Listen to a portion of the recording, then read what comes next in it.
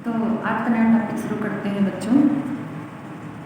भारत के परंपरागत वस्त्र, ट्रेडिशनल टेक्सटाइल ऑफ इंडिया। ठीक है, मैं आपको ये थोड़ा सा शॉर्ट में पढ़ाने जा रही हूँ क्योंकि ये आपके fashion designing and craft designing में इससे रिलेटेड क्वेश्चन पूछा है। तो जो क्वेश्चन आपका उसमें पूछा है वही मैं बस आपको आज पढ़ाऊँगी।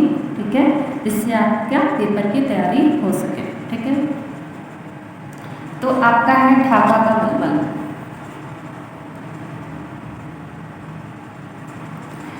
ढाका जो अब वर्तमान बंगाल देश की राजधानी है, अपनी मलमल के लिए विश्वविख्यात रहा है। ठीक है, ढाका की मलमल के बारे में एक प्रसिद्ध किंवदंती यह कही जाती है कि यह एक मलमल इतनी सूक्ष्म व बारीक थी कि पूरे के पूरे थान को एक अंगूठे की छिद्र के बीच से निकाला जा सकता था, या पूरा थान एक दिया सिलाई की खाली डिब्बी में रखा जा सकता था। आबे रवा, वक्त, हवा तथा शबनम आदि वस्त्र ढाका की मलमल के ही पर्याय थे। तो ये नाम याद रखिएगा कि ये किसके थे, ढाका की मलमल के। नेक्स्ट है ढाका की साड़ियाँ। तो ढाका की बनी साड़ियाँ भी अपनी सुंदरता, सूक्ष्मता व हल्केपन के कारण काफ़ी प्रसिद्ध थी। इन साड़ी में विभिन्न प्रकार के नमूने सोने व चांदी के पतले बारीक तारों द्वारा काढ़े जाते थे, जिन्हें जामदानी कहा जाता था।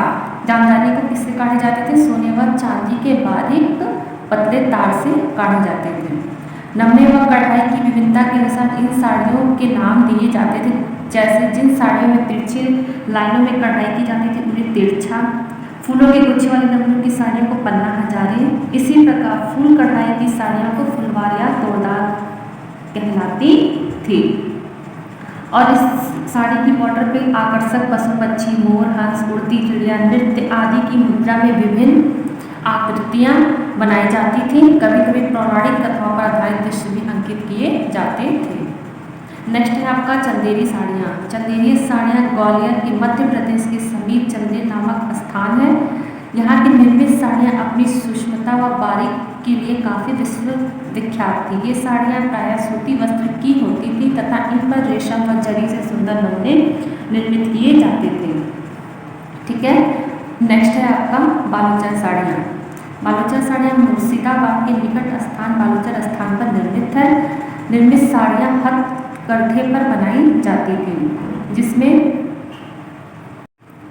खूबसूरती बेगम घोड़े पर बैठे या हुक्का पीते समानों के चित्र अंकित होने से इन पर मुगल कालीन प्रभाव होने के चिन्ह झलकते हैं।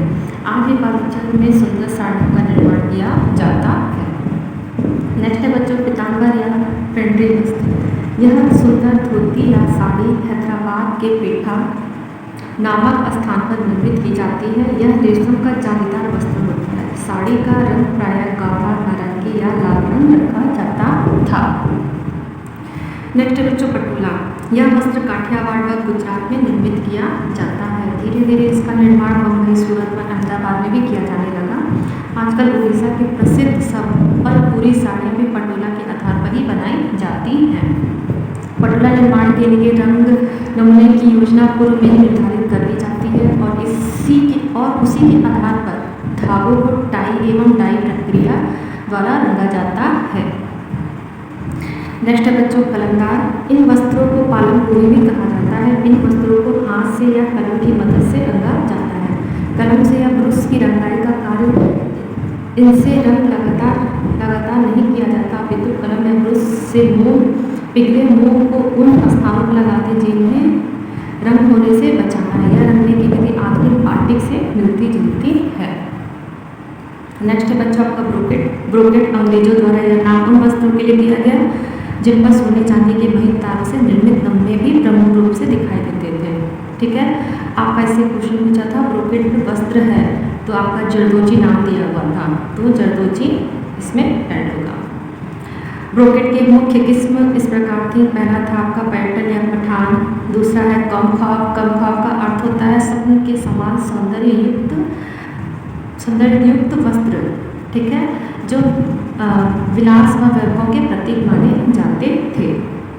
इसमें क्या होता है, सोने चांदी के तारों से उभरे हुए नमूने सतह पर दिखाई देते हैं और उससे बुने जाते हैं।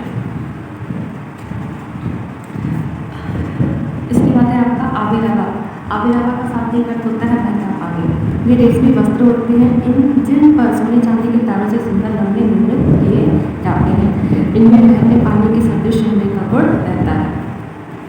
ये प्रश्न था आमरस। ये वस्त्र औरंगाबाद हैदराबाद में निर्मित ब्रोकेट वस्त्र है। जैसा कि इसके नाम से विदित होता है, ये वस्त्र हिम शीत ऋतु में पहने जा सकने वाले वस्त्र हैं। लास्ट है बच्चों बांधनी। इन वस्त्रों के लिए गुजरात, काठियावाड़, राजस्थान तथा सिंध आदि प्रसिद्ध थे। इसमें क्या होता है, वस्त्रों को बांध के रंगा जाता है, जिससे हमारा चुनरी, ओढ़नी, साड़ी आदि वस्त्र बनते हैं। कढ़ाई के लिए प्रसिद्ध वस्त्र बच्चों, तो इसको शॉर्ट में समझ लीजिए, ठीक है। फुलकारी कहाँ की प्रसिद्ध है, तो फुलकारी आपकी पंजाब की प्रसिद्ध है, पंजाब राज्य की प्रसिद्ध है, ठीक है। जो आपका सीसेदार फुलकारी भी होता है और कच्छ फुलकारी भी होता है।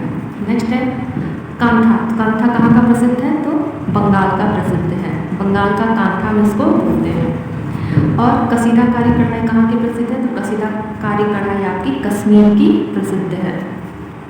चिकनकारी, चिकनकारी आपका कहाँ प्रसिद्ध है, लखनऊ। अगर लखनऊ की जगह गोरखपुर भी दिया रहेगा तो वो भी आपका आंसर सही होगा। उसके बाद है कसूती। तो कसूती कहाँ की प्रसिद्ध है, तो कसूती कर्नाटक की प्रसिद्ध है। उसके बाद नेक्स्ट कढ़ाई आता है आपका मणिपुरी। तो मणिपुरी, इस कढ़ाई के लिए मणिपुर के पर्वतीय प्रदेश विख्यात थे। उसके बाद है जरी की कढ़ाई। तो जरी की कढ़ाई आपका बनारस विश्वविख्यात रहा है, ठीक है। जरी की कढ़ाई के लिए बनारस विश्वविख्यात रहा है। तो बच्चों बस इतना ही। अब आप ऑल द बेस्ट बच्चों कल के पेपर के लिए।